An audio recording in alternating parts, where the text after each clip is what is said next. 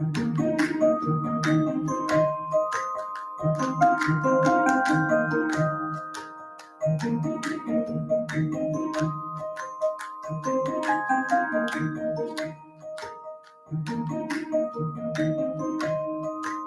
right, so get this.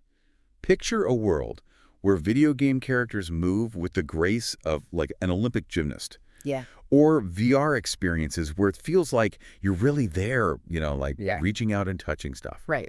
That's where physics-based character control comes in.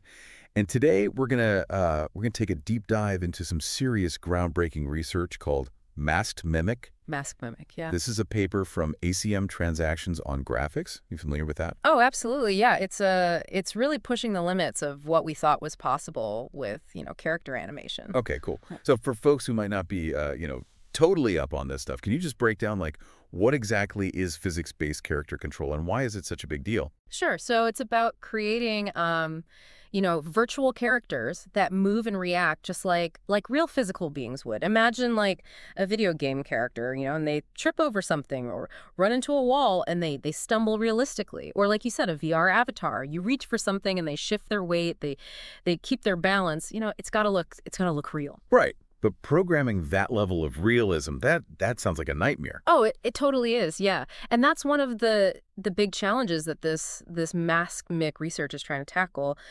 Traditionally, animators would spend hours, days, weeks programming every single motion, every tiny detail, and it's super time-consuming. Okay, so how does MaskedMimic change things? How's it different?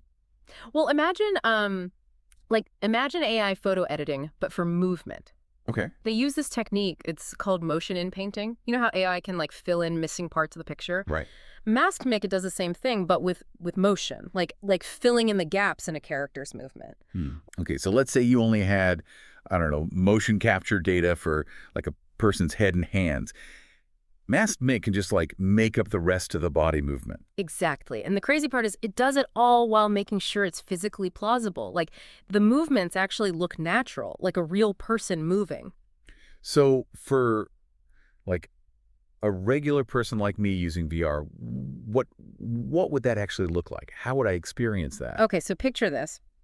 You got your VR headset on, right? Yep. But Yeah. you only have those basic controllers, the ones that track your head and hands. Yeah. Now, MaskedMimic takes that limited data and it creates a full-body animation for your avatar in the VR world.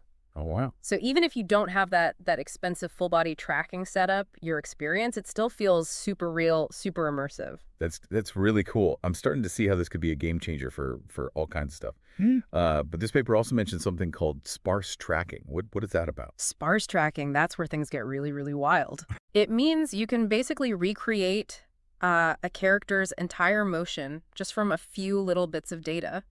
Imagine controlling a game character, but all you're doing is tilting your head. Whoa. And MaskedMimic, it takes that tiny head movement and it fills in all the other body movements to make it happen. So it's like the AI is reading your mind. Yeah, it's kind of like that. Translating even the smallest gestures into these complex actions. That's amazing. Yeah. So what does that mean for, I don't know, like accessibility in gaming? Oh, huge implications there. Think about people who, for whatever reason, can't use those traditional, button-heavy controllers. Right. This could open up gaming and VR to a whole new group of players. You could control characters just by, simple movements, maybe even just by looking around. I can definitely see that. But how about like actually making the character do specific stuff, like actions or tasks? How does MaskedMimic handle that? Right. So that's where task engineering comes in. Instead of, programmers spending all their time coding each individual movement, MaskedMimic lets them set these high-level goals for the character, like walk to that spot or pick up that object. So instead of writing code, they're just giving instructions. Yeah.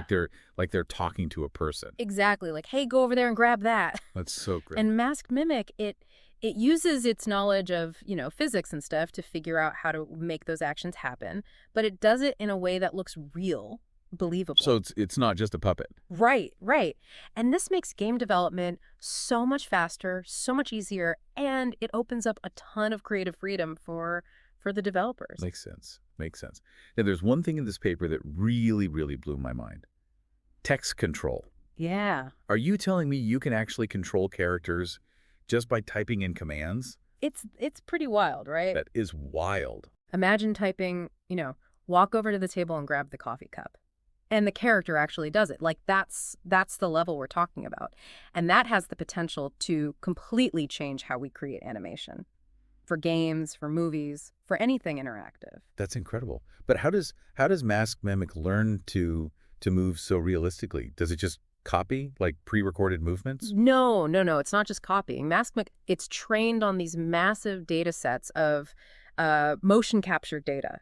Wow. Like imagine thousands of hours of real people moving, all captured and fed into this AI. It's kind of like how a dancer learns, by watching others. Right, right. But what makes Mask Mix special is that it's not just mimicking, it's actually learning the underlying physics of how bodies move. So it's not just a library of like stock motions. Yeah. It actually understands how the body works, how it interacts with the world. Exactly. Which means it can take that knowledge and apply it to new situations, create movements that it's never even seen before, even Hmm. handle interactions with objects in different environments. Whoa.